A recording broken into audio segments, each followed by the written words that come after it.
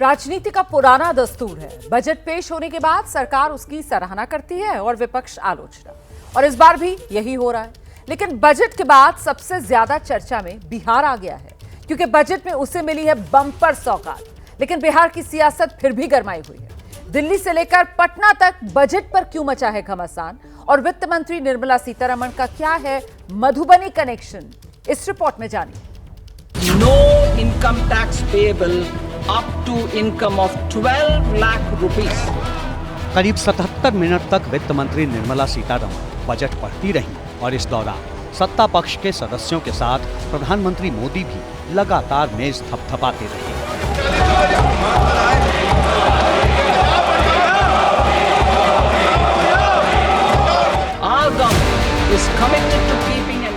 Budget speech खत्म होने के बाद प्रधानमंत्री मोदी बोले, ये भारत के लोगों की आकांक्षाओं और सपनों का बजट है, जो विकास को रफ्तार देने के साथ साथ बचत और निवेश दोनों बढ़ाएगा। देश के नागरिकों की जेब कैसे भरेगी, देश के नागरिकों की बचत कैसे बढ़ेगी, ये बजट इसकी एक बहुत मजबूत नींव रखता है। मोदी सरकार का दावा है कि इस बजट से अर्थव्यवस्था मजबूत होगी और मिडिल क्लास के साथ किसानों को भी फायदा होगा। देश के इतिहास का एक बहुत महत्वपूर्ण बजट निर्मला जी ने आज पार्लियामेंट में पेश किया है। ये जो बजट की विशेषता ये है कि हमारी इकोनॉमी को एक्सेलरेट करने वाला ये बजट है।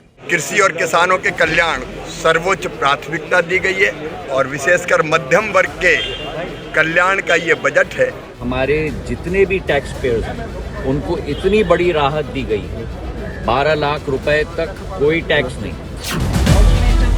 लेकिन हमेशा की तरह विपक्ष की शिकायत है कि इस बार का बजट भी आम जनता के विरुद्ध है और पूंजीपतियों की जेब भरने वाला है। कांग्रेस से लेकर समाजवादी पार्टी और आम आदमी पार्टी तक सब एक सुर में बजट का विरोध कर रही हैं। अगर आप मध्यम वर्ग में आपके पास रोजगार है और तनख्वाह है तो अच्छी बात है, आपको 12 लाख तक पैसे नहीं देना पड़ेगा। लेकिन उसके बाद आप सोचिए, हमारे देश में कितने लोग हैं जिनके पास रोजगार नहीं है, कितने लोग हैं जो बेरोजगारी की कठिनाई महसूस कर रहे हैं, तो उनके बारे में हम कुछ नहीं सुना। वित्त मंत्री ने तो ये शब्द बेरोजगारी ये लफ्ज भी नहीं इस्तेमाल किया। वही पुराना बजट है जो पिछले 10 सालों से हम सुनते आ रहे हैं। न गरीब को कुछ मिलता है, न किसान को कुछ मिलता है, न मध्यम वर्ग को कुछ मिलता है। वही परंपरा है, एक ढोंग है, एक जुमला है। 12 साल बाद कुंभ आता है। जो सरकार को आंकड़े देने चाहिए थे, हमारे लिए आज बजट के आंकड़ों से ज्यादा जरूरी है कि जिन लोगों की जान गई है वो आंकड़े।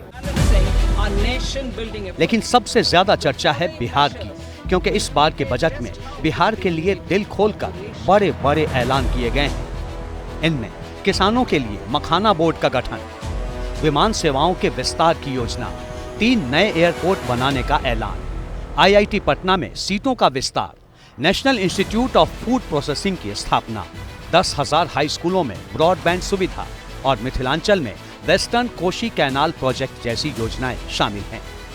जाहिर है बिहार की NDA सरकार इस बजट से गदगद है, इसलिए CM नीतीश कुमार और उनके सहयोगी बजट की जमकर तारीफ कर रहे हैं। पूर्वांचल का विकास करना है तो गेटवे ऑफ पूर्वांचल बिहार ही है। तो उन्होंने बिहार में अगर मखाना बोर्ड बनाया, बिहार में अगर फूड प्रोसेसिंग का वहाँ ट्रेनिंग सिस्टम सेंटर पूर्वांचल के लिए खोला या ITI को बढ़ावा दिया, ये क्या नफरत है आपको? जिस तरीके से इस बजट में बिहार को मद्देनजर रखते हुए विकसित बिहार की सोच के साथ मैं आगे बढ़ रहा हूँ, वहाँ की अर्थव्यवस्था, वहाँ के इंफ्रास्ट्रक्चर को मजबूती देने का इसमें जिक्र किया गया। बिहारी होने के नाते, मंत्री होने के नाते मैं माननीय प्रधानमंत्री जी, वित्त मंत्री जी का धन्यवाद करता हूँ। लेकिन बिहार के विपक्षी नेताओं के सुर अलग हैं। तेजस्वी यादव से लेकर पप्पू यादव तक सब बिहार के लिए स्पेशल पैकेज का मुद्दा उठा रहे हैं। कि ना बिहार को कुछ मिला है, ना ये देना चाहते हैं। पूरा बजट जो है सौतेला व्यवहार बिहार के साथ। बिहार को नीतीश कुमार जी कुछ नहीं दिला पाए। के मुंह में जीरा का फोरन, 10 लाख 12 लाख। आप कान घुमाओ, इधर से उधर से पैसा जनता से ही निकालनी है। ताली तो एक व्यक्ति को खुश करने के लिए ही बजट मात्र होना है। बिहार का जो डिमांड है या विशेष राज्य विशेष पैकेज, उस पर कोई चर्चा ही नहीं है। इसी साल बिहार में विधानसभा चुनाव है इसलिए बजट में बिहार के लिए बड़े ऐलान को चुनाव से जोड़कर भी देखा जा रहा है। आपको पता है कि इस साल बिहार में चुनाव है, तो बिहार का चुनाव को रखे सर में रख के उन्होंने पूरा बिहार के लिए एक बजट रोल आउट किया है। सब कुछ बिहार के लिए किया गया। और जहां तक बंगाल का सवाल है, 2014 साल से आज तक कुछ नहीं मिला बंगाल को।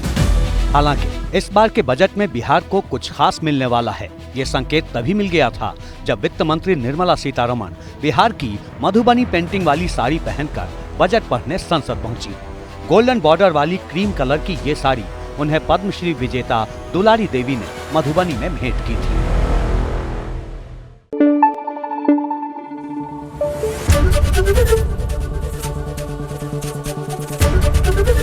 ABP न्यूज आपको रखे आगे।